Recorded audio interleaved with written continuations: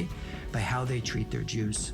A country that treats Jews well is generally a normal, stable, liberal, democratic country. A country where Jews are persecuted or starting to be persecuted is a country that's moving towards totalitarianism or is already there, because we're the canary in the coal mine. We get it first, and why non-Jews should be concerned about this? Because it's going to start with us, but it's going to spread to everyone else. The hate that begins with Jews never ends with Jews. It should burn! Death to America! Death to America! The fact that anti-Semitism is rising in America says nothing about Jews. It says everything about America and where we are right now. America is the cancer. The appearance of anti-Semitism in a culture is the first symptom of a disease, the early warning sign of collective breakdown. America is a vicious enemy of Muslims. This is not only enemy of Israel, it's enemy of civilization. We may be the bloody canary in the mine shaft, but the mine shaft will collapse. History does repeat itself. إسرائيل هي عبارة عن أداة تنفيذية. It's not about Israel. المعركة الأساسية والحقيقية هي مع أمريكا. It's about America. آمریکا دیگه در اونجا جایگاه مهمی نداره، منزوی است. It always starts with the Jews. It never ends with the Jews. 6 million Jews were murdered in the Holocaust, but 60 million people were killed in World War II. What does Palestinian nationalism really seek? Western liberals like me want, or for years, I told myself, and I think this was certainly like the view of lots of experts, that what Palestinian nationalism really wanted was a Palestinian state. Palestinians just want self-determination like everyone else in the world. And then you look at some of these polls and the numbers are really disturbing, and they say the goal is erasing Israel. A new poll found that nearly 72% of Palestinians support armed struggle against Israel. المسألة الأولى، نحن لا نقبل حل الدولتين. هذا مصطلح مرفوض. من النهر للبحر بنقول لهم فلسطين كلها وحدة وإسرائيل إلى زوال. This idea that the war between Israel and the Palestinians is about the division of land is simply wrong. Their aim is the destruction of Israel. Make jihad fi sabilillah. Wipe out that Zionist entity. This has ignited Islamic jihadi hysteria since the 1920s. Suddenly the Arabs began to attack the Jews, and death to the Jews could be heard. The Nebi Musa riots of 1920 were the first violent Arab attack on Zionism. As the Jewish people began to return to their ancient homeland, there was one man who led the battle against the Jews. The Grand Mufti of Jerusalem, an Islamic firebrand who incited pogroms after pogroms after pogroms. Unrest in Palestine. Terrorism has caused a number of deaths already, and at Arab meetings, agitators whip up the old race animosity. In 1941, Adolf Hitler had a private meeting with a special guest. Der Führer empfing den Großmufti von Jerusalem. The Mufti of Jerusalem. Einen der einflussreichsten Männer des arabischen Nationalismus. The Mufti was the leader of Arabs in the Palestinian area, and he was mobilizing them to kill Jews, so he was a natural partner with Adolf Hitler. The Grand Mufti supported the extermination of millions of Jews. He said, kill the Jews wherever you find them. He came to meet Hitler privately, and Hitler said, I want you to take this into your heart, what I'm going to tell you now, and that is that this world war that we're about to fight now, it's really between the Jews and Germany. Everything else is facade and illusion. He said, lock that in your heart. And he promised that when he's done in Europe, he will come to the Holy Land and finish the Jews there as well. And so began the Mufti's 4-year-long relationship with the Nazis. Der Großmufti von Jerusalem besichtigt musulmanische Truppen der deutschen Wehrmacht. He even went as far as recruiting Muslims to form a special division of the dreaded SS. This meeting allowed the transfer of the ideas. At a rally in Berlin, he declared, the Germans know how to get rid of the Jews. We should learn from them. The Palestinian Authority led by Mahmoud Abbas. This is his hero. وهنا لابد أن نذكر أن نتذكر الرواد الأوائل وأذكر منهم مفتي فلسطين الأكبر الحاج محمد أمين الحسيني. The man by whom he sets his life, the lodestar. على المضي على درب الشهيد. The baton was passed to the radical Islamic world. هلا إسرائيل، واسمع أنت، إسرائيل عم تبني هولوكوست جديدة لليهود القادمين. اسم المحل هتلر، وانا بحبه يعني من كتر ما هو كان اكتر واحد معادي لليهود. طبعا هتلر ده احنا المفروض نقيم له تمثال على ما فعله باليهود يعني. هتلر، هاي هتلر. اضافه انه استقبل مفتي القدس امين الحسيني وساند القضيه العربيه في فلسطين. They found copies of Mein Kampf on some of the terrorist bodies on October 7.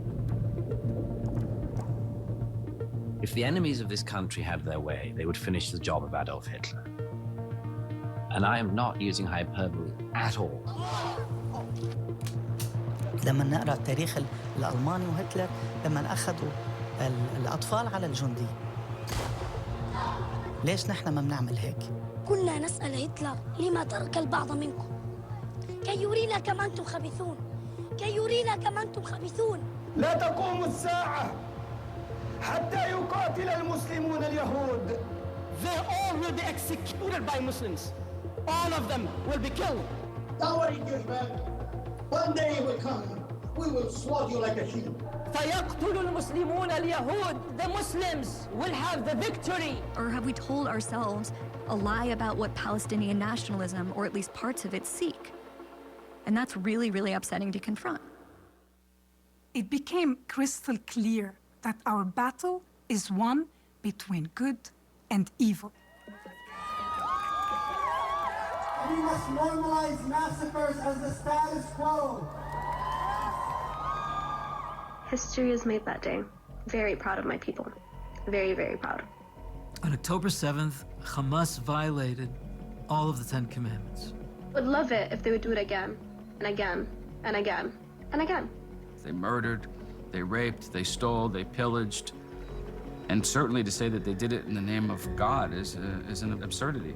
Anti-Semitism is a true prejudice because anti-Semitism rests entirely upon lies and libels. Stop killing children now! Stop killing children now! We are talking about a genocide.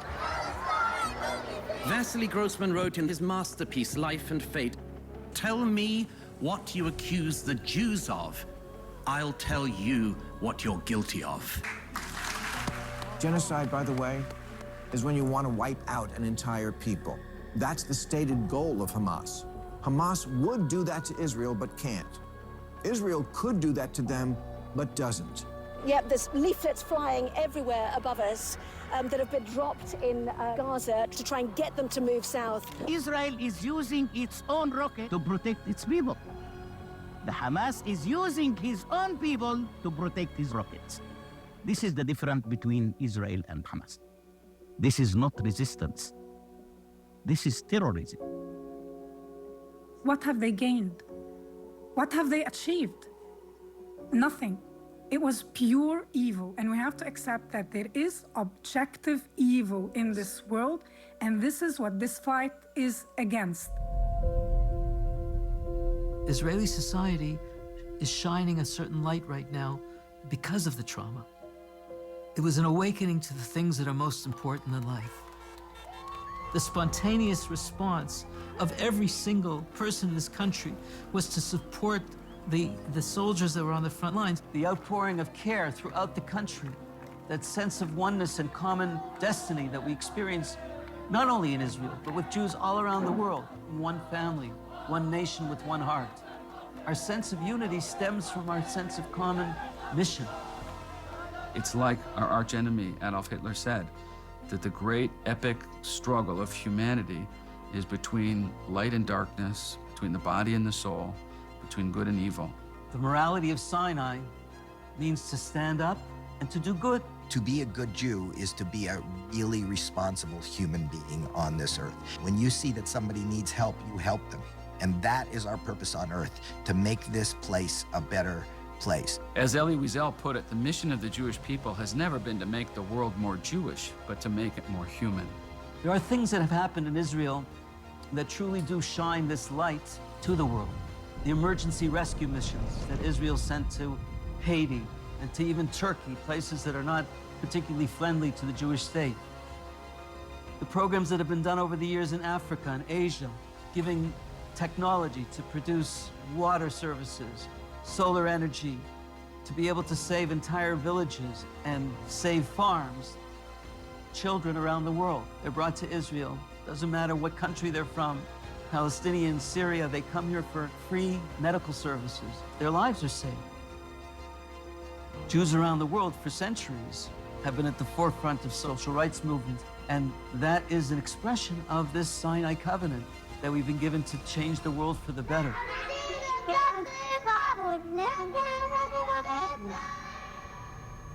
In order to love humanity and to protect humanity, we must fight evil, stand up against the lies. يجيبون أعدادا كبيرة من البنات والبنين. نحن ننجب هؤلاء بكثرة لندفعهم حتى للموت. من تحت الأرض نخرج إليكم ندق الرعب في قلوبكم ومن فوق الأرض بصواريخنا. Hamas has no regard for human life, not just our human life, but Palestinian human life. مبسوطة كثير إنه موجودة بين الأسلحة اللي حتفني إسرائيل. It's a call of the hour. We have to stand up in the face of the values that we carry. Make no mistake, this will be the defining battle of the 21st century, which will prevail. The will to power with its violence, terror, missiles and bombs, or the will to life with its hospitals, schools, freedoms and rights. The Ten Commandments create the moral compass, the moral guide to fight evil. Having seen this war up close, I can tell you with 100% certainty that the war would be over tomorrow, not just if Hamas returned the Jewish hostages, but if the Palestinians in Gaza brought up their children not to hate but to love, not to aspire to a cult of death, but to join Israel in a belief in life, not to believe in destroying a state, but to put their energies into building one.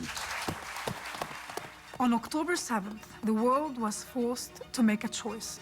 Every person has to choose a side. We, those who stand with Israel, those who can distinguish between good and bad, between right and wrong. In order to win, you will have to fight together, and you will win. I know you will. You are the descendants of those who survived the Holocaust and went on to build an impressive country. You can do this. You are our hope in the Levant, our model. We are counting on you. I'm Yisrael Chai.